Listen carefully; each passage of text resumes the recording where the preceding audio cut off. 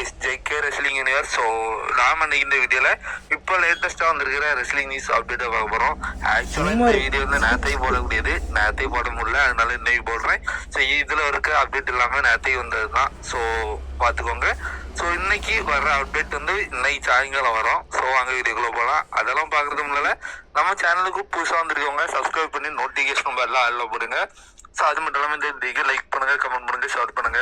So அடுத்ததா இந்த ஒரு பிக்கை பாருங்க. ஸோ இப்படி நடந்தனா எப்படி இருக்கும் அப்படிங்கிற உங்களுடைய கருத்தை ஷேர் பண்ணுங்க. ஸோ அதாவது சர்வைவர் சீரீஸ்ல ஜான்சன் ஆகியும் டாமினிக் மஸ்டரிக்கும் ஃபைனலி அந்த ட்ரீம் மேட்ச் நடக்குதுன்னு வச்சுக்கோமே. ஸோ அதுல வந்து நம்ம ஜான்சனா ஃபைனலி வந்து டாமினிக் மஸ்டரியோ தோக்கடிச்சிடுறாரு.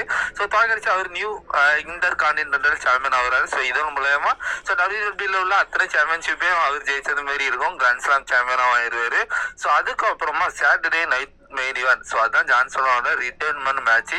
ஸோ அந்த மேட்ச்ல வந்து நம்ம ஷேமஸ் விசிஸ் ஜான்சன் ஆகியான மேட்ச் நடக்கிறோம். ஸோ குறிப்பா ஷேமஸோட அதாவது ஜான்சனோட ரிட்டர்ன்மெண்ட் மேட்ச்ல ஷேமஸ் தான் வந்து பண்ண போறாரு அப்படிங்கிற மேட்ச் இப்போ என்ன நடக்குது. ஸோ இந்த மேட்ச்ல வந்து நம்ம ஜான்சனா நம்ம ஷேமஸ்ட தோத்து ஸோ அந்த டைட்டில் வந்து நம்ம ஷேமஸ்ட கொடுத்துட்டு போனா எப்படி இருக்கும் அப்படிங்கிற உங்களுடைய கருத்தை வந்து ஷேர் பண்ணுங்க. ஸோ இது எதுவுமே அப்டேட் கிடையாது, ஒருவேளை இப்படி நடந்தனா எப்படி இருக்கும் அப்படிங்கிற கருத்தை ஷேர் பண்ணியிருக்கேன். ஸோ நம்ம மட்டும் கிடையாது, ஷேமஸும் அதுக்கு ஆசையாக தான் இருக்கிறாரு. ஸோ அவர் ஒரு இன்டர்வியூல சொல்லியிருக்காரு.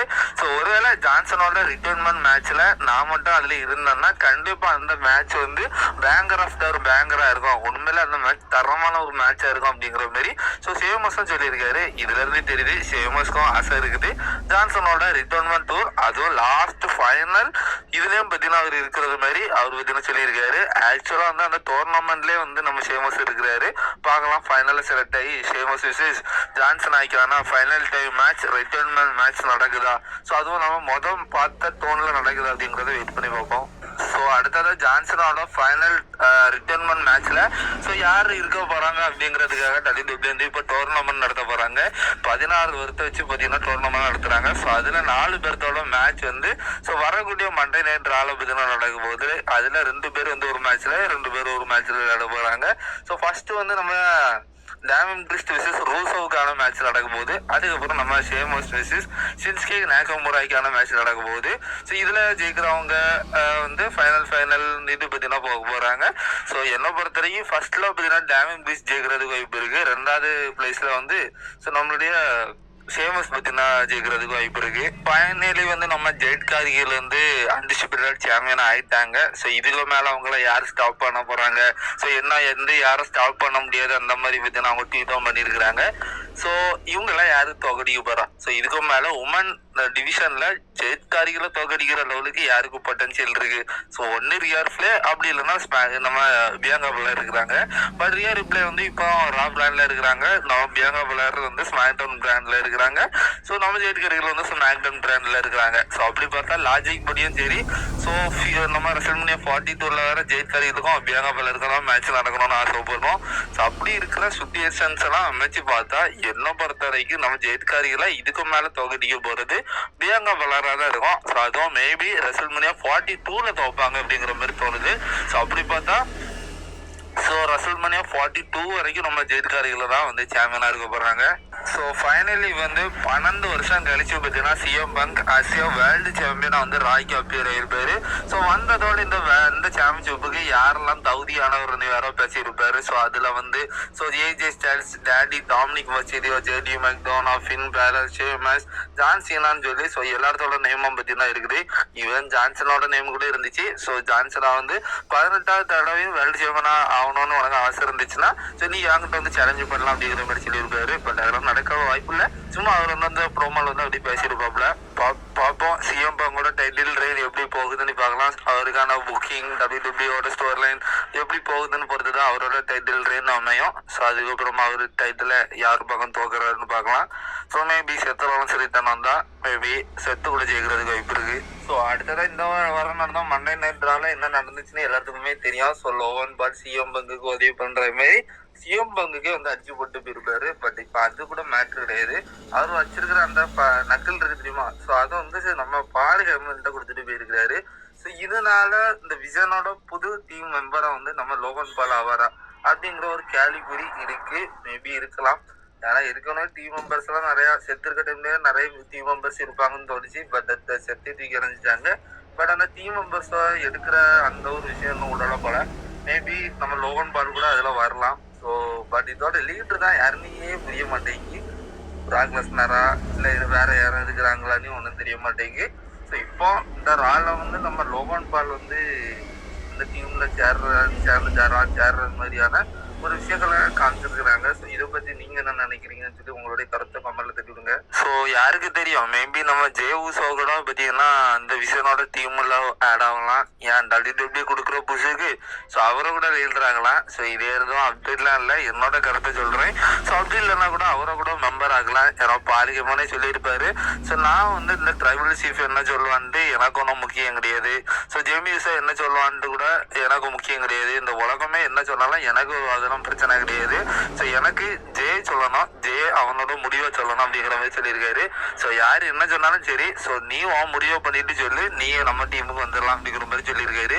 ஸோ இப்போ ஜே ஊசோ அவரோட ஹீல்டனை டீஸ் பண்றதுனால மேபி அவர் டீஸ் அதை ஹீல்டன் டைரக்டா அஃபிஷியல் பண்ணிட்டாருன்னா ஸோ அவர் அந்த விஷயம் டீம்ல சேருவாரா அப்படிங்கிறத பொறுத்திருந்து பார்க்கணும். ஸோ அடுத்ததா ஃபைனலி வந்து WWE சர்வைவர் சீரிஸ் வார் கேமுக்கான அஃபிஷியல் போஸ்டர் வந்து எழுதிட்டுருக்காங்க. ஸோ இதுல பெருசா ஒன்றும் கிடையாது. ஸோ வார் கேம்ஸ் சர்வே சீரீஸ்னு போட்டு ஸோ நம்ம விஷன் டீமா தான் பார்த்தீங்கன்னா பெருசாக காமிச்சிருக்கிறாங்க. ஸோ விஷன் டீமா வச்சே பார்த்தீங்கன்னா அந்த சர்வே சீரீஸ்ல வந்து சம்பவங்களை பண்ண போறாங்க அப்படிங்கிறது ஸோ இதுல இருந்தே தெரியுது. ஸோ அடுத்ததா ரீசெண்ட் டைம்ல நம்ம WWE நிலைமையை பத்தி எல்லாத்துக்குமே தெரியும். ஸோ அட்டண்டன்ஸ் கிடைக்க மாட்டேங்குது குறிப்பா. ஸோ லைவ் ஆடியன்ஸ் யாரும் டிக்கெட் வாங்கிட்டு பார்த்தீங்கன்னா இப்போ WWE பார்க்க மாட்டேங்கிறாங்க. ஸோ சீட்ஸ் எல்லாம் காலியாக இருக்கிறது. ஸோ இந்த மாதிரியான விஷயங்கள் எல்லாமே தெரியும். ஏன்னா அது மட்டும் இல்லாமல் ரேட்டிங்ஸ் கிடைக்க மாட்டேங்குது, விவோஷிப் கிடைக்க மாட்டேங்குது. ஸோ இந்த மாதிரி இப்போ WWE ரேட்டிங்ஸ் எல்லாம் பயங்கரமா அடி வாங்கிட்டு இருக்கு அப்படிங்கிறது நம்ம எல்லாத்துக்குமே தெரியும். ஸோ ஃபேன்ஸ் மத்தியில இருந்து ஒரு இன்ட்ரெஸ்ட் இல்லை, அது எல்லாத்துக்குமே தெரியும். சும்மா போட்டா கூட யாரும் பார்க்க ஒரு லெவல்ல இல்லை. ஸோ அதனாலதான் விவோஷிப்பே ஃபர்ஸ்ட் அடி வாங்கிட்டு இருக்கு இந்த லட்சணத்துல. ஸோ ESPN நெட்ஃபிளிக்ஸ்னு சொல்லி காசை கட்டி டிவி இந்த போன்ல பாக்குற மாதிரியான விஷயங்கள். ஸோ லைவ் ஆடியன்ஸவே டிக்கெட் எடுத்து பார்க்கலான்னு பார்த்தா அங்க ஒரு டிக்கெட்டோட விலையை டபுள் ஆக்குறது. ஸோ இந்த மாதிரி ஏகப்பட்ட விஷயங்களை வந்து பண்றாங்க. ஸோ அதுக்கேற்ற மாதிரி குவாலிட்டியான கண்டென்ட் இருக்கணும்ல. ஸோ ஒன்று ஃபியூடு நல்லா இருக்கணும், மேட்ச் நல்லா இருக்கணும் அப்படின்னு சொல்லி. ஸோ இப்படி எதுவுமே இல்லாம பச்சை ஃபேன்ஸ் வந்து பாருங்கன்னா யாரும் பார்க்க மாட்டாங்க. ஸோ இப்போ ட்ரிபிள் கேச் அதுக்கு ஒரு விளக்கத்தையும் கொடுத்துருக்கிறாரு. குறிப்பா வந்து ஸோ நிறைய ஃபேன்ஸ் என்ன எக்ஸ்பெக்ட் பண்றாங்கன்னா எதுனாலும் உடனே நடந்துடணும், ஒரு ஹீல்டன்னா உடனே நடந்துடணும், மேட்ச்னா பயங்கர குவாலிட்டியில இருக்கணும். ஸோ ஒரு ஸ்டோர்ல என்ன உடனே ஒரு தரமான இதை பில்டு பண்ணி சூப்பரா வந்து முடிக்கணும் அப்படின்னு எதிர்பார்க்குறாங்க. பட் எங்களோட கருத்து அப்படி கிடையாது. ஒரு மேட்சை பொறுத்த வரைக்கும் அது ஸ்டோர்ல என்னதான் பேஸ் பண்ணி போவோம். ஸோ அதெல்லாம் லாங் டைம் ப்ராசஸா இருக்கும், லாங் டைம்ல பத்தினா போவோம் அப்படி இப்படின்னு சொல்லிட்டு இருக்கிறாரு. பட் அப்படியெல்லாம் இருந்துச்சுன்னா நல்லாவே இருக்காது. வின்ஸ் மெக்மேனோட ஏறல WWE யாருக்குமே பிடிக்காம இருக்காது, எல்லாருக்கும் வந்து பிடிக்கும். பட் இப்போ ஓஜி ஃபேன்ஸே வந்து WWE இருக்கிற லெவலுக்கு ஆயிட்டாங்க. ஸோ இந்த லட்சணத்துல புது WWE ஃபேன்ஸ் எப்படி வருவாங்க, ஸோ அந்த லட்சணத்துல தான் இவங்களோட கண்டென்ட்ஸ் பத்தினா இருக்குது. ஸோ வின்ஸோட ஏறலாம் எவ்வளவு வித்தியாசமா யோசிப்பாரு. ஃபீண்டை வச்சு ஃபீண்டு கேரக்டர், ஸோ ரோமன் ரென்ஸோட tribal chief character, so shield ஜான்சனோட இது அண்டர்டேக்கரு. ஸோ இந்த மாதிரி எவ்வளோ லெஜெண்டரியான ஸ்டோரி லைன்ஸ்ல இருந்து பட் இப்போ 5 வருஷம் ஆயிடுச்சு நம்ம வின்ஸ் பத்தினா ரிட்டைர்மெண்ட் ஆகி. அதுக்கப்புறம் ஒரு சொல்ற தகுந்த மாதிரி ஏதாவது ஃபேக்ஷனை உருவாக்கி இருக்காரா? கிடையாது, ஒண்ணுமே கிடையாது. ஸோ அவரு உருவாக்குனா ட்ரைபல் சீஃப் கேரக்டர் வச்சு ரோமன் ரென்ஸ் வச்சு கொஞ்ச நாள் ஓட்டினாங்க. ஸோ அதுக்கப்புறம் ரோமனும் இப்போ அடி வாங்கிட்டாரா? ஸோ அப்படின்னா ஒரு பார்ட் டைமர் ஆயிட்டாரு. ஸோ இல்லைன்னா அவரை வச்சே ஓட்டிட்டு இருந்திருப்பாங்க. இப்போ ஒரு குவாலிட்டியான கண்டென்ட் ஒண்ணுமே இல்லை. சரி இருக்கிறதையாவது ஒழுங்கா நடத்தி முடிக்கலாம்னா ஸோ சீட்டோ ப்ரைஸை ஏற்றுறது, ஸோ நெட்ஃப்ளிக்ஸுக்கு போகிறது, ஸோ இந்த மாதிரி இருந்ததுன்னா ஃபேன்ஸ் எப்படி இது பண்ணுவாங்க? ஸோ முன்ன மாதிரிலாம் ஒரு ரெசல்மனியா நடக்குதுன்னா உண்மையில ரொம்ப சந்தோஷமா இருக்கும். ஏன்னா அதோட அந்த பைரோ, அந்த வெடி சவுண்டு, ஸோ அதுக்கப்புறம் அந்த லைட் செட்டப், புது புது டெக்கரேஷன்ஸு, புது வருஷந்தோறும் புது டிசைன்ல வந்து அந்த ஸ்டேஜ் வந்து செட் பண்ணாங்க. பட் இப்போல்லாம் வந்து ஒண்ணுமே இல்லை. ரெசல்மனியா 40, 41 இந்த 2 ரெசல்மனியாவும் ஸோ ரொம்ப மந்தமா இருந்துச்சு. ஸோ ரெசல்மனியா 40 ஒரு பச்சை கலர்ல ரொம்ப இருட்டிட்டு இருந்த மாதிரி ஒரு ரெசல்மனியா இருந்துச்சு. ஸோ அதெல்லாம் நம்ம இத்தனை வருஷமா பார்த்தீங்கன்னா பார்த்ததே கிடையாது. வேற போன வருஷம் நடந்த ரெசல்மனியா பார்த்தீங்கன்னா கொஞ்சம் அந்த இயற்கை வெளிச்சங்களோட தான் இருந்ததோடைய ஸோ பெரிய செட்டப், அந்த பயிரோ அடிக்கிறது அப்படியெல்லாம் இல்லை. ஸோ இதே இது வின்ஸோட ஏரா அந்த WrestleMania 39 grandest stage of all டைம்னு சொல்லலாம். ஸோ அந்த அளவுக்கு பெரிய அரேனா, அது மட்டும் இல்லாமல் இந்த வெடி அந்த சவுண்டு, ஸோ அதெல்லாம் பார்த்தீங்கன்னா தரமா பணமாவே இப்படிதான் இருந்துச்சு. அதுதான் வின்ஸ். அவ்வளவு வயசானாலும் அவருக்கு வந்து ட்ரெண்ட்ல யோசிப்பாரு. பட் நம்ம ட்ரிபிள் ஹெச் டிகோ டீமர்ஸ் சின்ன சின்ன ஏஜஸா தான் இருக்கும். அவங்கக்கிட்ட எவ்வளோ வந்து திறமைகள் இந்த காசு இருக்கு, இப்படி நிறைய இருக்கு. ஸோ இதை வச்சு அவங்க நல்லா சூப்பராக வந்து ஃபேன்ஸை என்டர்டைன்மெண்ட் பண்ணலாம். ஸோ நம்ம WWE வந்து நல்ல ஒரு வளர்ச்சிக்கு போவோம். நம்மளாம் கண்டென்ட் பண்ணுறதுக்கு நல்லா இருக்கும். பட் இப்போ வந்து WWE அப்படிலாம் யோசிக்கிறது இல்லை. ஸோ ட்ரிபிள் ஹெச் இந்த லட்சணத்தில் என்ன சொல்கிறாருன்னா, ஸோ இதெல்லாம் லாங் டேர்ம் ஸ்டோரில் என்ன பார்க்கணும் அப்படின்னு யோசிக்க சொல்கிறாரு.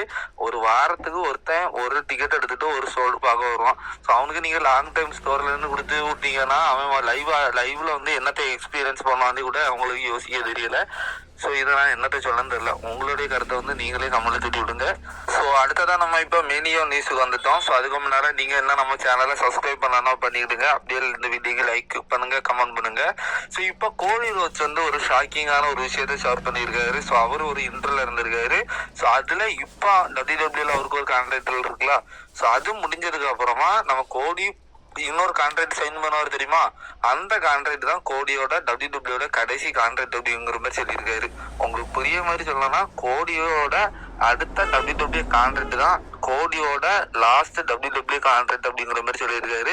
ஸோ அதுக்கு மேலே மேபி அவர் ரிட்டைர்மெண்ட் ஆயிரும் அப்படிங்கிற மாதிரி சொல்லியிருக்காரு. ஸோ இப்போ கோடிக்கு 39 வயசு. ஸோ இப்போ அவரோட கான்ட்ராக்ட் இன்னும் ஒரு வருஷம் இருக்குதுன்னா, ஸோ அதுக்கப்புறமா WWE அவருக்கு ஒரு புது கான்ட்ராக்ட் கொடுப்பாங்க. ஸோ அதையும் அவர் சைன் பண்ணாரு. மேபி அந்த கான்ட்ராக்ட் வந்து ஒரு 5 வருஷம் கான்ட்ராக்ட்ல இருக்குதுன்னு வைங்களேன். ஸோ கோடிக்கு வயசு 45,000. ஸோ அப்போ அதோட வந்து கோடி வந்து ஸோ அதுதான் அவரோட ஃபைனல் கான்ட்ராக்டாக இருக்கும். ஸோ அதுக்கு முடிஞ்சதுக்கு அப்புறமா அவருக்கு ஒரு லாஸ்ட் டைமு வந்துடும். ரிட்டைர்மெண்ட் டூரை கொண்டாடிட்டு அவர் வந்து ரிட்டைர்மெண்ட் ஆகிடுவார் அப்படிங்கிற மாதிரி சொல்லியிருக்காங்க. ஸோ இந்த லட்சணத்தில் WWE என்ன பிளான் பண்ணுறாங்க, ஸோ கோடியை வந்து ஒரு பெரிய கம்பெனியோட ஃபேஸாக பார்க்குறாங்க. ஸோ அவருக்கு பார்த்தீங்கன்னா பயங்கரமாக புஷ் கொடுக்குறாங்க, சாம்பியனாக வச்சுருக்குறாங்க. ஸோ நிறைய விதங்களும் ப்ரொடெக்ட் பண்ணி வச்சுருந்தாங்க. பட் கோடி இன்னும் WWEல இன்னும் அதிகபட்சம் இப்போ கன்ஃபார்ம் கிடையாது. அவர் சொல்லியிருக்கிற ஸ்டேட்மெண்ட்டை வச்சு பார்க்குறப்போ இன்னும் ஒரு 6 வருஷம் வேணால் இருப்பார். 6 அப்படி இல்லைன்னா ஒரு 5. ஸோ இந்த 5 வருஷத்துக்குள்ள இருப்பார். 2030-31 மேபி அவர் WWE ரிட்டைர்மெண்ட் ஆவார்.